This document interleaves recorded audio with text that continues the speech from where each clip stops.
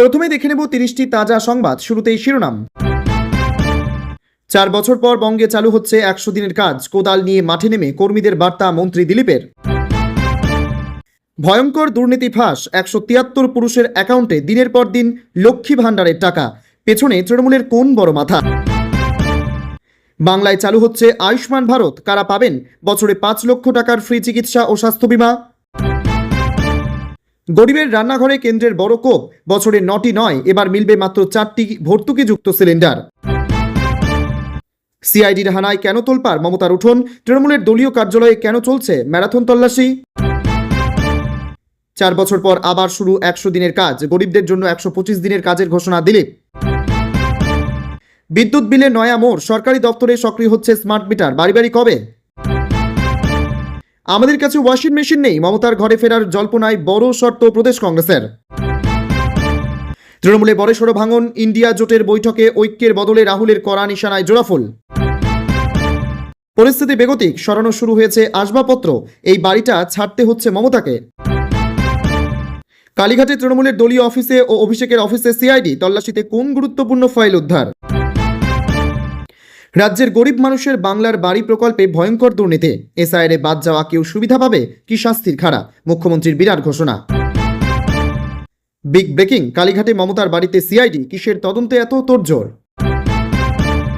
এত লুকোছাপা কেন? সোজাসুজি বিজেপিতেই মিশে যান। তৃণমূলের নতুন ব্লক গঠনকে তীব্র কটাক্ষ অধীরের।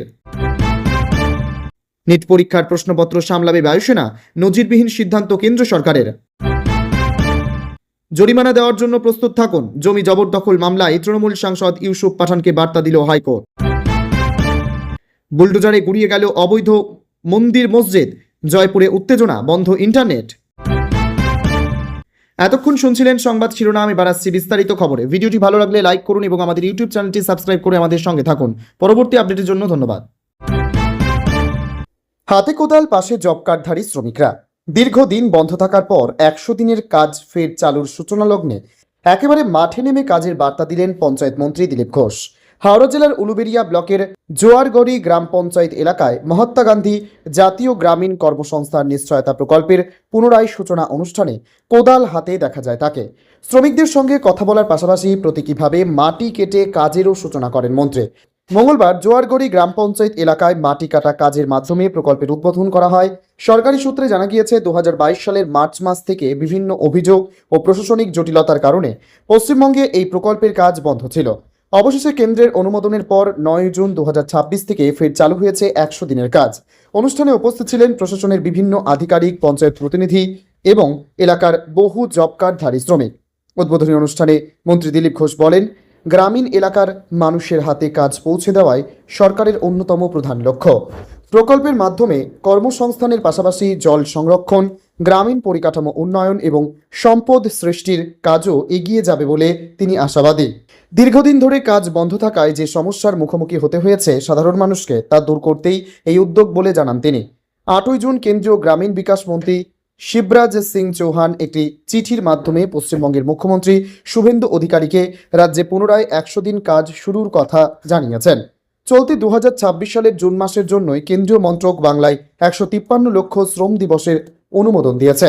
এর ফলে রাজ্যের লক্ষ লক্ষ গ্রামীণ শ্রমিক যারা দীর্ঘদিন ধরে কর্মসংস্থান এবং বকেয়া মজুরির সমস্যায় ভুগছিলেন, তারা আবার কাজ ফিরে পাবেন। কেন্দ্রের আশা, রাজ্য সরকার এই সুযোগের সঠিক ব্যবহার করে প্রতিটি যোগ্য আবেদনকারীর কাছে স্বচ্ছতার সঙ্গে কাজ পৌঁছে দেবে। লক্ষ্মী ভাণ্ডারে পুরুষ লক্ষ্মী, নজিরবিহীন দুর্নীতি, মহিলাদের আর্থিক স্বনির্ভরতার লক্ষ্যে চালু হওয়া এই প্রকল্পে উপভোক্তা তালিকায় নাম রয়েছে একের পর এক পুরুষের। নদিয়ার কৃষ্ণনগর 2 ব্লকের ধবুলিয়া 15 নম্বর ওয়ার্ডে এই কেলেঙ্কারির ঘটনাটি প্রকাশ্যে আসতেই জেলা জুড়ে তীব্র চাঞ্চল্য। প্রশাসন সূত্রে জালিয়াতির বিষয়টি নজরে আসতেই নড়ে চড়ে বসেছে জেলা প্রশাসন। কৃষ্ণনগর 2 নম্বর ব্লকের বিডিও ইতিমধ্যেই ওই 173 জন পুরুষ উপভোক্তাকে চিহ্নিত করেছেন।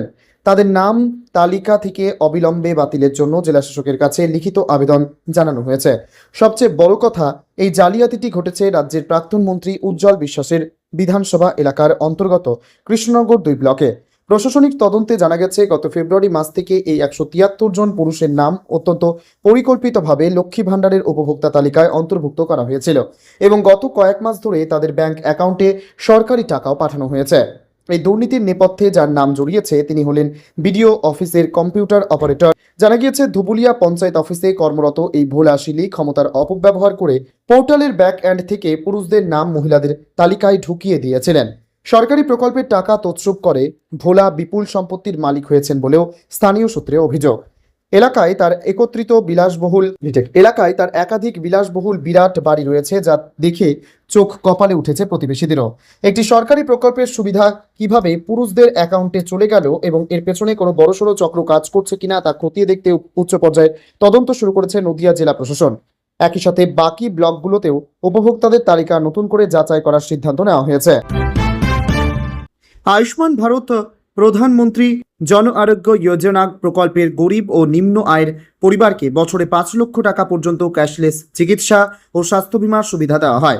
প্রধানমন্ত্রী নরেন্দ্র মোদী 2018 সালে এই প্রকল্প চালু করেন। পশ্চিমবঙ্গে বিজেপি ক্ষমতা এলে দীর্ঘদিন আটকে থাকা এই কেন্দ্রীয় প্রকল্প চালুর সম্ভাবনা নিয়ে রাজনৈতিক মহলে জোর আলোচনা শুরু হয়েছে, যেখানে শুভেন্দু অধিকারীর নামও মুখ্যমন্ত্রী পদে উঠে আসছে।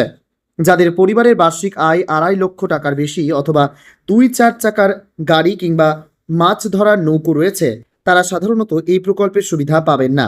এই প্রকল্পের আওতায় চিকিৎসকের পরামর্শ, হাসপাতালের খরচ, আইসিইউ পরিষেবা, ডায়াগনস্টিক টেস্ট, ওষুধ, ইমপ্ল্যান্ট, বেড ভাড়া এবং হাসপাতাল থেকে ছাড়া পাওয়ার পর 15 দিন পর্যন্ত চিকিৎসা খরচ অন্তর্ভুক্ত। এছাড়া 70 বছর বা তার বেশি বয়সী প্রবীণ নাগরিকদের জন্য অতিরিক্ত স্বাস্থ্য বীমার সুবিধাও রয়েছে।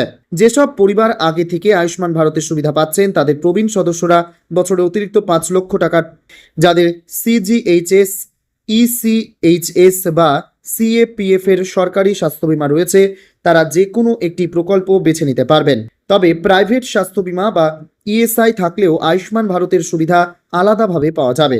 নিজের নাম তালিকায় আছে কিনা জানতে পিএম জয় ওয়েবসাইট বা অ্যাপে এএম এলিজিবল অপশনে আধার নম্বর দিয়ে যাচাই করা যায়। দেশের গরিব ও প্রান্তিক পরিবারগুলির জন্য শুরু হওয়া কেন্দ্রীয় প্রকল্প প্রধানমন্ত্রী উজ্জ্বলা যোজনার সুবিধা এবার এক ধাক্কায় অনেকটাই ছাঁটাই করল নরেন্দ্র মোদী সরকার। এবার থেকে এই প্রকল্পের আওতায় থাকা উপভোক্তারা বছরে মাত্র 4টি সিলিন্ডারে সরকারি ভর্তুকি পাবেন।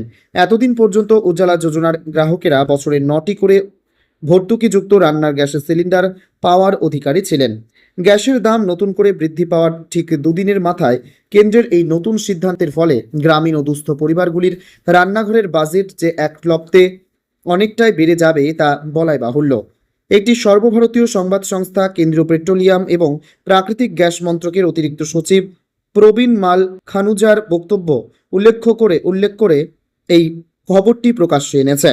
কেন্দ্র সরকারের এই নতুন সিদ্ধান্তের সপক্ষে যুক্তি দিয়ে ওই শীর্ষ পদস্থ আধিকারিক জানান, প্রাপ্য সিলিন্ডারের এই সংশোধিত সংখ্যাটি মূলত উজ্জ্বলা যোজনার গ্রাহকদের গড় বার্ষিক গ্যাস ব্যবহারের খতিয়ান ও প্রতিফলনের ওপর ভিত্তি করেই নির্ধারণ করা হয়েছে। উজ্জ্বলা প্রকল্পের সিলিন্ডার সংখ্যা কমানোর এই সিদ্ধান্তের ঠিক দিন দুয়েক আগেই দেশজুড়ে রান্নার গ্যাসের দাম এক ধাক্কায় 29 টাকা বাড়িয়ে দেওয়ার সিদ্ধান্ত ঘোষণা করেছে। গত 3 মাসের মধ্যে এই নিয়ে দ্বিতীয়বার গৃহস্থালির এলপিজি সিলিন্ডারের দাম বাড়ল। নতুন দাম বৃদ্ধির পর কলকাতার সিলিন্ডার পিছু গৃহস্থালির রান্নার গ্যাসের দাম বৃদ্ধি পেয়ে দাঁড়িয়েছে 968 টাকা। রান্নার গ্যাসের এই আকাশছোঁয়া মূল্যবৃদ্ধি প্রসঙ্গে পেট্রোলিয়াম মন্ত্রকের অবশ্য দাবি, ভারতের পরিবারগুলি আন্তর্জাতিক বাজারের তুলনায় এখনও অনেক কম দামে রান্নার গ্যাস পাচ্ছে। মন্ত্রকের তরফে জানানো হয়েছে যে প্রধানমন্ত্রী উজ্জ্বলা যোজনার একজন গ্রাহক 14.2 কেজির রান্নার গ্যাস বর্তমানে পাচ্ছেন মাত্র 642 টাকায়। কিন্তু এই সাফাই দেওয়ার ঠিক পরেই তিনি উজ্জ্বলা যোজনায় বার্ষিক সিলিন্ডার প্রাপ্তির সংখ্যা 9টি থেকে কমিয়ে 4টি করায় ইতিমধ্যেই দেশজুড়ে রাজনৈতিক ও সামাজিক স্তরে তীব্র বিতর্ক দানা বাঁধতে শুরু করেছে। সোমবার ভরদুপুরে কালীঘাটের high profile 30B Harish Chatterjee স্ট্রিটের শান্ত পরিবেশ আচমকায় উত্তপ্ত হয়ে উঠল। মুখ্যমন্ত্রী তথা তৃণমূল সুপ্রিমো মমতা বন্দ্যোপাধ্যায়ের বাসভবনের উঠোনে তার থাকার ঘরের ঠিক উল্টো দিকে অবস্থিত সর্বভারতীয় তৃণমূল কংগ্রেসের মূল কার্যালয়ের সামনে এসে থামল সিআইডির গাড়ি। রাজ্য রাজনীতিতে স্বভাবতই প্রশ্ন উঠতে শুরু করেছে, হঠাৎ সিআইডি কেন গেল সেখানে। অভিযানের শুরুতে তৃণমূল শিবিরের পক্ষ থেকে তীব্র আপত্তি তোলা হয়। প্রাক্তন মুখ্যমন্ত্রী মমতা বন্দ্যোপাধ্যায়ের বাড়ি সংলগ্ন এলাকা হওয়ায় রাজনৈতিক প্রতিহিংসার তত্ত্ব ভাসিয়ে দেওয়ার চেষ্টা চলে। তবে সিআইডির আধিকারিকরা সাফ জানিয়ে দেন, তারা কোনো ব্যক্তিগত বাসভবনে বা মমতা বন্দ্যোপাধ্যায়ের বাড়িতে তল্লাশি চালাতে আসেননি। মামলার নথিতে ও রেজলিউশনে চিঠির যে প্রাতিষ্ঠানিক ঠিকানা উল্লেখ করা রয়েছে সেই আইনি পথে নেমেই তারা তৃণমূলের দলীয় কার্যালয়ে এসেছেন। সিআইডি টিম যখন কার্যালয়ের ভেতরে প্রবেশ করতে যায় তখন প্রথমটায় তাদের পথ আগলে দাঁড়ান উপস্থিত তৃণমূল নেতৃত্ব। সিআইডি কেন এত তাড়াহুড়ো করে ঢুকতে চাইছে তা নিয়ে প্রশ্ন তোলেন তৃণমূলের প্রাক্তন সাংসদ শুভাশিস চক্রবর্তী।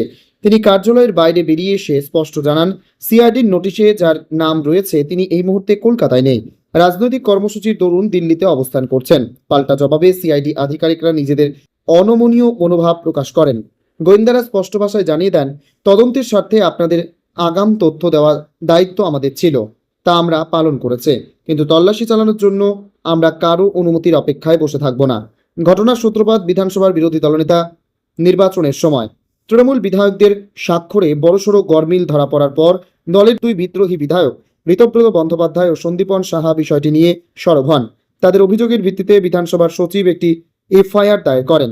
সেই এফআইআর এর সূত্র ধরেই তদন্তে নামে সিআইডি এবং একে একে শাসক দলের একাধিক বিধায়ককে নোটিশ পাঠাতে শুরু করে।